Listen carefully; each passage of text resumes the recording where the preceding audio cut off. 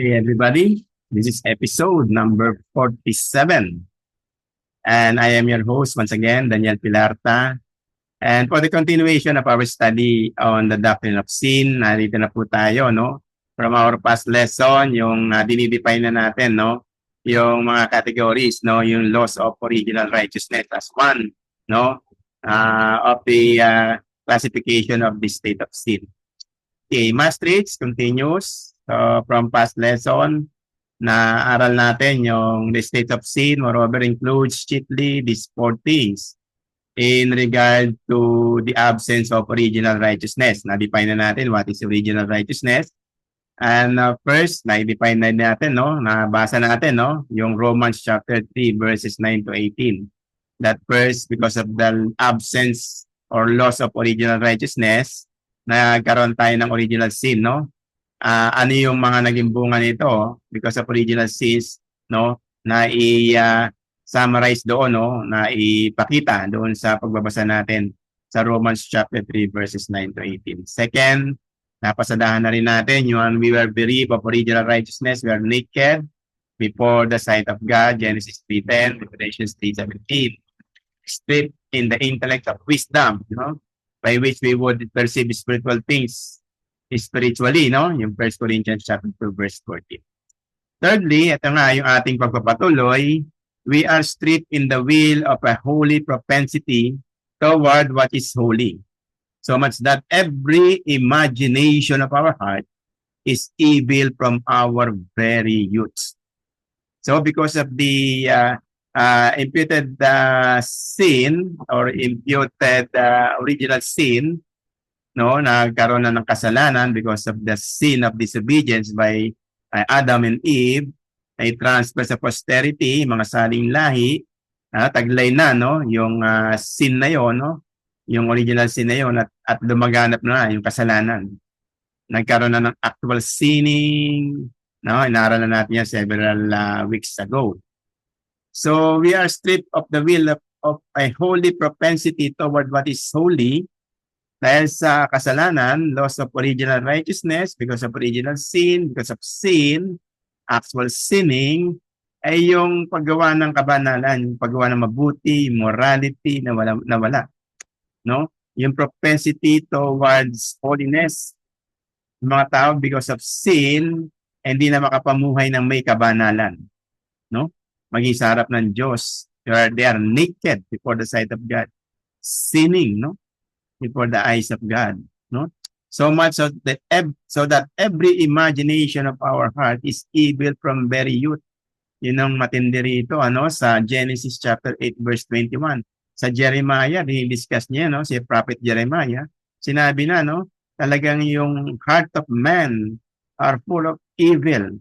Since birth, sabi ni Genesis chapter 8 verse 21. Sabi rin ni Jeremiah. Okay? So talaga yung imagination of the heart of man are evil from very youth. Bata pa lang, malit na bata, marunong magsinungaling, marunong gumawa ng kasalanan.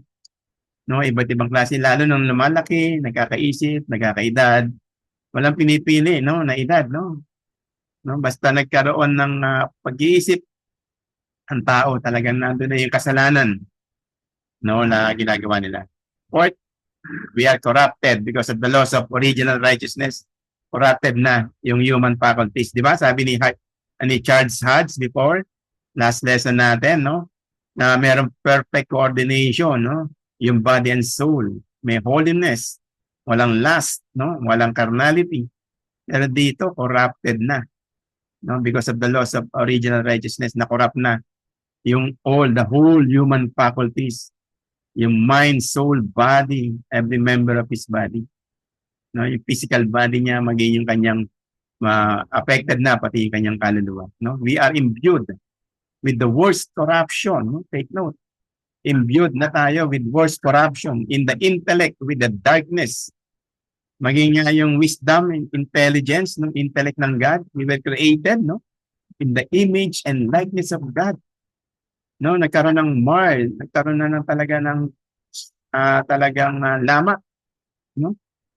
Nasira yung imahe ng Diyos because of sin. Yung intellect, no, nagkaroon na ng darkness, kaya ang pag-iisip ng tao dumilim na. nakagawa na ng kasalanan. Even heinous crime, no? Blind na, nabulag. Blindness, no? Sabi ni Maastricht dito, foolishness, all the foolishness in the world. Ginagawa ng mga taong makasalanan. At least, with respect to divine things, no? Lalo na yung mga patungkol sa kabanalan, no? Ng Diyos. Ephesians 4:22, makikita yan. 1 Corinthians chapter 1, verse 18 hanggang 23. And Ephesians 5:6. In the will of our heart, marumi na yung puso, no? Yan, wicked imagination of the heart, kitang-kita. Iniisip ng tao, no? Imbis na mahalin ng Diyos, imbis na sundin ang kalooban ng Diyos, taliwas ang ginagawa. Sumusuway. Day in and day out, they are disobeying the very will of God. Maging yung Bible na kung saan makikita natin yung kalooban ng Diyos, ayaw saliksikin ng salita ng Diyos, the written word of God. Yung Bible, they do not want to read it, lalo na, they do not want to study it and apply in their lives. They do not want God, they do not want the word of God. The will or heart with the turning from God and from divine law. They turn away from God and His law, yung word of God, yung Bible. They do not want them. So that it does not subject itself to it. Neither indeed can it. Romans 8:7. And with the turning toward all the worst things, itong ginagawa. Instead na they turn to God, they turn away from God, and in this regard, they are turning toward all the worst things. They turn toward continuous sinning. No? Titus 3:3, Ephesians 2:2. From which are related the fruits of the flesh. Ayun na. Yung manifestation na ng sinning. Meron ng fruits of the flesh which are adulteries, no? Fornications, no? Yung sex outside marriage, ang tawag dito. Impurity, all sort of impurity, unholy living, no? Lasciviousness, no? Ito yung mga carnality, no? Ay sensual affection, yung mga inordinate affection, sensuality of the flesh and sexual, no? Immorality, idolatry, no?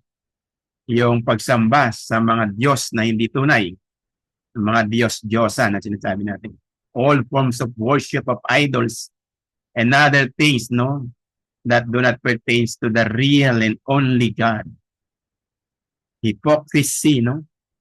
Enmity, meaning yung we are being the enemies of God because of sin. No, God and man are at enmity with each other because of the fall of man. And so forth. Marami. Galatians 5.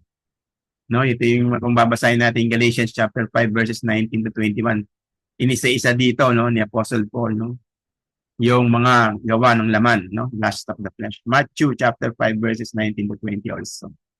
In the affections or desires with a disorder or rebellion. Nakita nyo, no?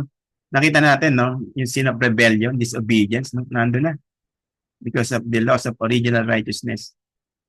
Man are continuously rebelling and disobeying God. Which affections we are commanded on this account to crucify. Dapat naku-crucify yung mga sin na yon, no? Magagawa lang natin yan talaga kapag tayo ay na-regenerate, na bago yung puso by the operation and power of the Holy Spirit that would transform lives by surrendering their lives to God, embracing Christ, believing on the Lord Jesus Christ from His person, no, life, yung kanyang death and eventual resurrection. Mabago ang buhay, maborn again, no? Unless mangyari mga bagay na ito, patuloy tayong makakaranas at patuloy na gagawa ng paglalabag sa kalooban ng Diyos. No? Yung sensitive faculties of the members, a devotion to sensual pleasure. We are devoting ourselves to all form of sensual pleasures. Mas mahal natin, no, yung mga hilig ng laman, kalayawan sa buhay, kesa sa pagmamahal sa Diyos. Romans 6:19. Thus, with respect to spiritual things from head to toe. Take note yung mga wordings ni Maastricht. Mula ulo hanggang talampakan, there is nothing sound in man. Nakakalungkot po, no? Habang binabasa at inaaral ko rin ito, nakikita ko talaga, no? Yung buhay natin, lahat na makasalanan. Nandito na. Dinidescribe one by one. Of course, through the Word of God. In-explain lang ni Maastricht, pero galing lahat ito sa salita ng Diyos. Isaiah 1:6, Psalm 28 verse 4. Just as we have previously taught in the chapter on original sin, inaral natin previously. Itutuloy ko po sa episode number 48, yung the state of sin is being proved by through spiritual slavery. Stay put po. And again, I'd like to say to all of us, to God alone be all the glory. Sa iyo lang, o Diyos, ang lahat ng kapurihan, kaluwalhatian.